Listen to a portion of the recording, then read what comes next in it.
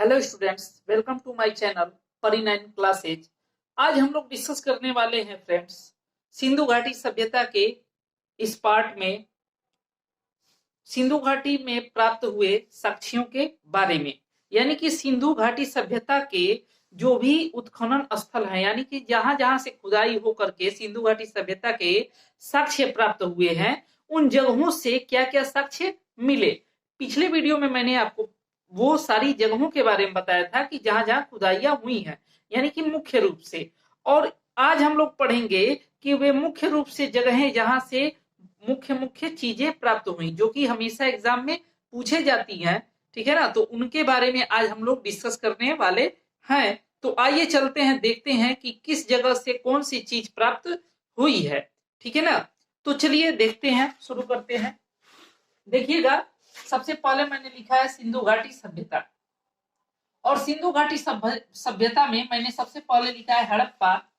और आप लोगों को मैंने कई बार बताया है कि हड़प्पा कहाँ है, तो मांटगोमरी जिला, पंजाब, पाकिस्तान में। ठीक है ना, एक पंजाब जो है कि पाकिस्तान में भी है, और उसी प्रांत में क्या है, मांटगोमरी जिला, जहां पर हड़प्पा नामक स्थान क्या है, स्थित है। और यह रावी नदी के किनारे है, और इसके खोजकर्ता है दयाराम साहनी, जिन्होंने 1921 में इसकी खोज की। उसके बाद से अब देखिएगा, यहाँ से जो प्राप्त साक्ष्य हैं, जो जो चीजें मिली हैं, वो है अन्न भंडार। यानी कि अन्न, यानी कि जो भी खाद्य सामान था, खाने वाला जो भी खाने योग्य सामान थे, उनको रखने के लिए एक क्या बनाया गया था, स्टोर बनाया गया था।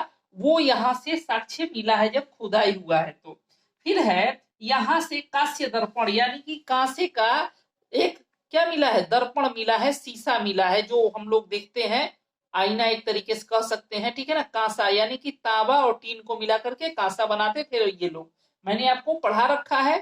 ठीक है ना, फिर है कब्रिस्तान R37, जिसका नाम है R37, एक कब्रिस्तान प्राप्त हुआ है।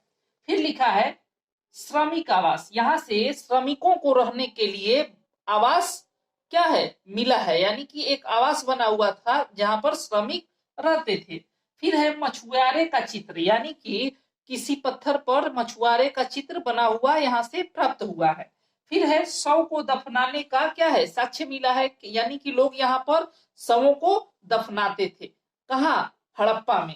फिर है यहाँ से स्वास्तिक चिन्ह मिला है। स्वास्तिक चिन्ह आप लोग जानते होंगे, एक इस तरह से जो है कि चिन्ह होता है, वही होता है आपका स्वास्तिक चिन्ह, जो कि यहाँ से मिला है। कहाँ से, हड़प्पा से। फिर गेहूं और जौ का साक्ष्य भी यहाँ से मिला है, यानी कि गेहूं के दाने, जौ, ये सब कहाँ से मिले हैं, ये सब मिले हैं आपके हड़प्पा से। इसी तरह से देखिएगा, आगे बढ़ते हैं। आगे लिखा हुआ है मोहनजोदड़ो। ठीक है ना, मोहनजोदड़ो जो कि सिंधु नदी के किनारे है, और ये भी कहाँ है, पाकिस्तान में है। और इसकी खोज राखल दास बनर्जी ने की थी 1922 में। फिर लिखा है, अब देखिएगा यहाँ से क्या क्या चीजें हमको प्राप्त हुई हैं।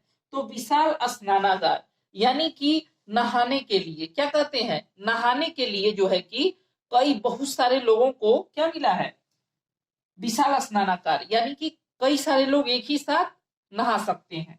फिर लिखा है नर्तकी की कांस्य मूर्ति, यानी कि नर्तकी होता है डांसर, मतलब कि एक नृत्य की हुई, जैसे कि ऐसे कमर पे हाथ रखी हुई एक क्या है, नर्तकी है, और उसकी कांसे की मूर्ति जो है कि यहाँ से प्राप्त हुई है। कहां से, मोहनजोदड़ो से। फिर है पुरोहित की मूर्ति यहाँ से मिली है। पुरोहित का मतलब होता है पुजारी, पुजारी की मूर्ति मिली है। फिर है एक श्रृंगी पशु मुद्रा पर अंकित चित्र, यानी कि इसका मतलब हो जाएगा एक सिंह वाला पशु जो कि मुद्रा पर, यानी कि एक मुद्रा है और उस पर बना हुआ है। मुद्रा का मतलब एक तरीके से आप पैसा समझ सकते हैं। ठीक है ना, ठीक है, मोहर, मुद्रा, जिसका प्रयोग हम लोग ये लोग किस में करते थे, कुछ लेन देन के लिए। उस पर क्या बना है, एक सिंह वाला पशु। ठीक है ना, अंकित चित्र मिला है। फिर है शव को जलाने का साक्ष्य यहाँ से मिला है।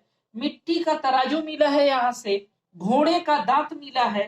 पशुपति की मूर्ति मिली है, शिव, जिसको शिव माना गया है, पशुपति की मूर्ति मिली है। फिर लिखा है लोथल। ठीक है ना, लोथल जो है कि अहमदाबाद गुजरात में स्थित है जगह, और ये भोगवा नदी के किनारे है। फिर लिखा है यहां से गोदीवाड़ा, पत्तन, बंदरगाह। देखिएगा तीनों एक ही चीज का नाम है, गोदीवाड़ा कहिए, पत्तन कहिए या बंदरगाह कहिए, एक ऐसा जगह जहां पर आकर के पानी वाली जो भी नाव होती हैं, जहाजें होती हैं, वो ठहरती हैं, उसी को गोदीवाड़ा कहा जाता है, पत्तन कहा जाता है या बंदरगाह। फिर लिखा है, ये आपको घुमा करके पूछ देगा। फिर लिखा है चावल का साक्ष्य मिला है, अग्निकुंड का साक्ष्य, हाथी दांत यहाँ से मिला है, घोड़े की मिट्टी की मूर्ति मिली है। देखिएगा यहाँ से घोड़े का दांत मिला मोहनजोदड़ो से, और घोड़े की मिट्टी की जो मूर्ति मिली है वो लोथल से मिली है। बाजरा मिला है, धान मिला है, देखिएगा धान यहाँ मिला है और गेहूं यहाँ मिला है, देख रहे हैं ना। फिर लिखा है तांबे का कुत्ता मिला है, यानी कि तांबे का कुत्ता क्या, तांबे का खिलौना एक तरीके से समझ लीजिए। फिर लिखा है दिशा मापक यंत्र, यानी कि दिशा को मापने वाला एक यंत्र भी प्राप्त हुआ है। फिर लिखा है रंगनाथ राव 1954, यानी कि रंगनाथ राव ने लोथल की खुदाई की कब, 1954 में, और यहां से चीजें प्राप्त हुई।